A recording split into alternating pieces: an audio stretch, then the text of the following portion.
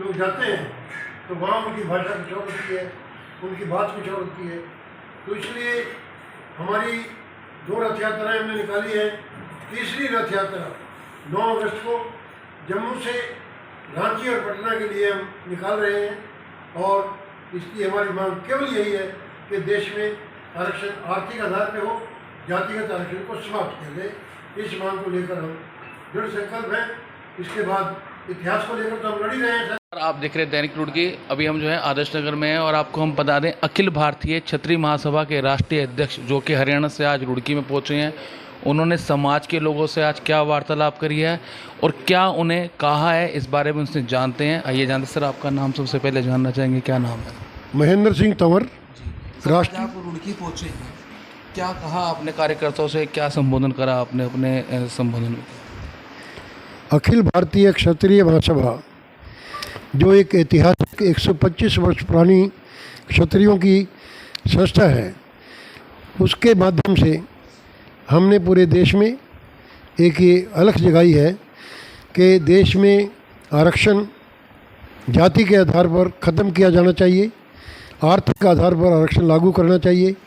और इस बात को लेकर हमने सन 2010 में और 2017 में 70,000 किलोमीटर की रथ यात्रा 8.5 महीने में कश्मीर से कन्याकुमारी और कन्याकुमारी से दिल्ली तय की है, जिसका परिणाम ये हुआ कि 2017 में केंद्रीय सरकार ने 10% आरक्षण आर्थिक आधार पर स्वर्ण जातियों को दिया है। लेकिन हमारी तो लगातार सतत मांग ये है कि देश में जातिगत आरक्षण पूर्णतः बंद किया जाए और गरीब को आरक्षण दिया जाए, आर्थिक आधार पर आरक्षण देना चाहिए।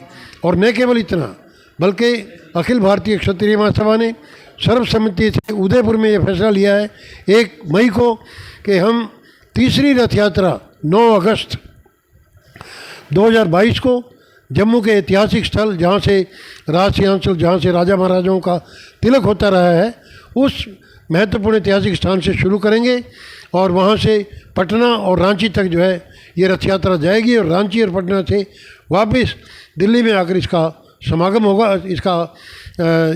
इसको जो है इसका समापन करेंगे और केंद्रीय सरकार को मजबूर करेंगे कि देश में से आर्थिक आधार पर आरक्षण को लागू किया जाए, जातिगत आरक्षण को ख़त्म किया जाए।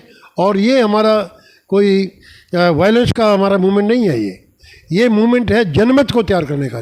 जन आंदोलन जो है वो हम कर रहे हैं और ये जन आंदोलन के रास्ते में ये हमारी तीसरी रथ यात्रा है और सतत हम अपने प्रयास में लगे रहेंगे। इसके साथ साथ जो क्षत्रिय इतिहास के साथ जो छेड़छाड़ की जा रही है, हमारे गुज्जर भाई वो महाराणा प्रताप को भी गुज्जर बोल रहे हैं, पृथ्वीराज चौहान को भी गुज्जर कहते हैं, सम्राट अनंगपाल को भी गुज्जर कहते हैं। क्या मजाक है ये भाई? मिहिर भोज के तो वंशज बैठे हैं नागौर में, नागौर का राजा जो है उसका वंशज है।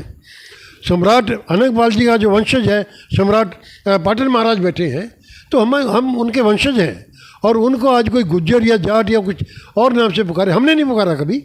हमने पृथ्वीराज चौहान को, महाराणा प्रताप को, अनंगपाल जी को कभी ये नहीं कहा कि राजपूत अनंगपाल, राजपूत पृथ्वीराज चौहान, राजपूत महाराणा प्रताप, कभी नहीं हमने ऐसे कहा। ये तो महान व्यक्ति हैं, इनको किसी जाति विशेष से जोड़ना जो है मैं कहता हूँ कि उनके साथ बेइंसाफी है। तो सर ये बताइए, जिस तरह से आपने बताया ये उदयपुर जम्मू कश्मीर से यात्रा शुरू होगी और रांची पटना बिहार तक जाएगी, इस यात्रा में कितने समाज के लोग सम्मिलित होंगे और कहाँ कहाँ से किस राज्यों के जुड़ते चले जाएंगे? जिस राज्यों से आएंगे वहीं जुड़ेंगे या अलग अलग ही रहेंगे?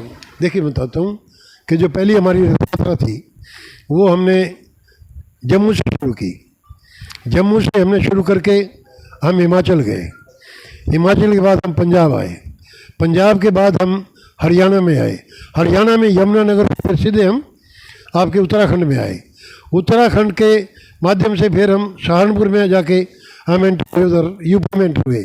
उत्तर प्रदेश कवर करने के बाद फिर हमने मध्य प्रदेश में हम गए, मध्य प्रदेश के बाद बिहार में गए, बिहार के बाद हम झारखंड में गए, झारखंड के बाद वेस्ट बंगाल गए, वेस्ट बंगाल के बाद उड़ीसा गए, उड़ीसा के बाद छत्तीसगढ़ गए, छत्तीसगढ़ के बाद जो है फिर हम इसमें तेलंगाना में हैदराबाद में एंटर हुए, तेलंगाना कवर करते हुए उसके बाद फिर हम तमिलनाडु गए, तमिलनाडु से रामेश्वरम होते हुए फिर हम कन्याकुमारी गए, कन्याकुमारी से फिर हम त्रिवेंद्रम होते हुए केरल में गए, केरल से फिर कर्नाटक, कर्नाटक से गोवा, गोवा से फिर महाराष्ट्र, गोवा से महाराष्ट्र, देश के सभी प्रांतों में ये यात्रा पहले जा चुकी है, पूरे प्रदेशों में हमने 2 बार कवर की है तीसरी बार होने जा रही है। और तीसरी बार जो है ये रथ यात्रा जम्मू से लेकर रांची और पटना तक। और साउथ में नहीं जाएंगे हम, क्योंकि साउथ में 2 बार जा चुके हैं, इस बार केवल रांची और पटना तक जाएंगे। 1 मई को राष्ट्रीय कोर कमेटी की अखिल भारतीय क्षत्रिय महासभा की बैठक उदयपुर में हुई और उदयपुर में हमने सर्वसम्मति से निर्णय लिया कि महाराणा प्रताप जयंती पूरे देश में समरसता दिवस के तौर पर मनाई जाएगी। और हमने लुधियाना में आज से 10 दिन पहले बहुत एक विशाल सम्मेलन में समरसता दिवस के तौर पर मनाई। अभी 4 दिन पहले चंडीगढ़ में लॉ भवन में मेरी फोटोग्राफ, दोनों प्रोग्राम की फ़ोटो मेरे पास है, अगर आप देखना चाहें देख सकते हैं। विशाल प्रोग्राम में हमने प्रस्ताव भी पास करवाए हैं कि हम देश में समरसता को लेकर पूरे देश में जाएंगे और ये जातिगत जो आपस में भेदभाव है, नफरत है, इसको कम करने के लिए अखिल भारतीय क्षत्रिय महासभा और क्षत्रिय का ये धर्म बनता है कि वो देश में जो हमारे दलित भाई हैं, बैकवर्ड भाई हैं, जो भी हमारे भाई हैं, हम उनके पास जाएंगे और हम उनको बताएंगे कि हमारा ये इतिहास रहा है, श्री रामचंद्र जी से लेकर और आज तक का इतिहास है। हमने कभी जातिगत भेदभाव में हम नहीं पड़े, हमने सभी जातियों को बराबर समझा है। धन्यवाद।